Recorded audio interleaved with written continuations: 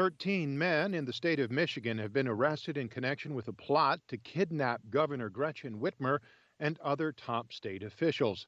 AP's Ed Donahue reports. Governor Gretchen Whitmer calls those arrested sick and depraved men. U.S. Attorney Matthew Schneider says the men are violent extremists and view Whitmer as having uncontrolled power and restricting activity because of the coronavirus. All of us in Michigan can disagree about politics, but those disagreements should never, ever amount to violence. Whitmer says she understands the frustration during the pandemic. You don't have to agree with me, but I do ask one thing. Never forget that we are all in this together. Authorities say some of the men in Michigan said they belonged to or were associated with Wolverine Watchmen, which the government describes as a militia group. I'm Ed Donahue. The fate of the final debates between President Donald Trump and Democrat Joe Biden was thrown into uncertainty Thursday as the campaigns offered dueling proposals for moving forward with the face-offs that have been upended by the president's coronavirus infection. The day began with an announcement from the Nonpartisan Commission on Presidential Debates, which said that the next debate, set for October 15th in Miami, would be held virtually.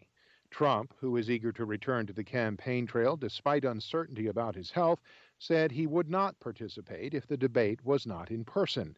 Biden's campaign suggested the event be delayed a week until October 22nd, which is when the third and final debate is already scheduled. Trump countered again, agreeing to a debate on October 22nd, but only if it were face-to-face, and asking for a third contest on October 29th. Biden's advisors rejected squaring off that late in the campaign. Azerbaijan and ethnic Armenians fought with artillery and heavy guns Thursday as the United States, France, and Russia stepped up efforts to secure a ceasefire and avert a wider war in the South Caucasus. We get more from Lucy Fielder of Reuters. Tanks, heavy artillery and warplanes have been deployed in a week and a half of fierce clashes.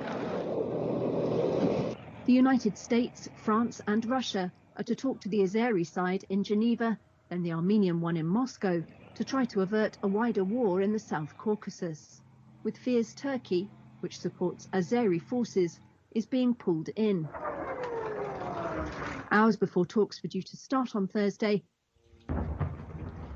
Azerbaijan accused Armenian forces of shelling the city of Ganja, which lies deep within its territory and not in the disputed enclave. Civilians were fired on in the Goranboy region and in other towns and villages, it said. Both sides accuse each other of firing on civilian areas, including ones outside the breakaway enclave. Hundreds of people have been killed. That's Reuters' Lucy Fielder. Hurricane Delta is growing more powerful and threatening to hit Louisiana as early as Friday. The Category 3 storm is headed across the Gulf of Mexico toward the Texas-Louisiana border. At a news conference, National Weather Service meteorologist Ben Schott says Delta is expected to bring storm surge along the coast and significant impacts to most of Louisiana. Damaging hurricane force winds will be impacting a good portion of southwest Louisiana. We will have heavy rainfall and some bands that will set up, so there'll be some areas with isolated flash flooding and possible river flooding on the other side of that.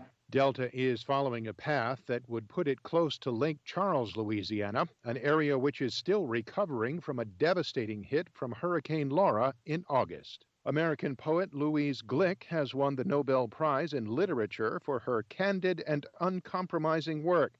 Reuters' Olivia Chan reports. The 77-year-old Yale professor first rose to critical acclaim with her 1986 collection of poems entitled Firstborn. She went on to become one of the most celebrated poets in contemporary America, winning multiple U.S. literary awards, including the U.S. Pulitzer Prize in 1993.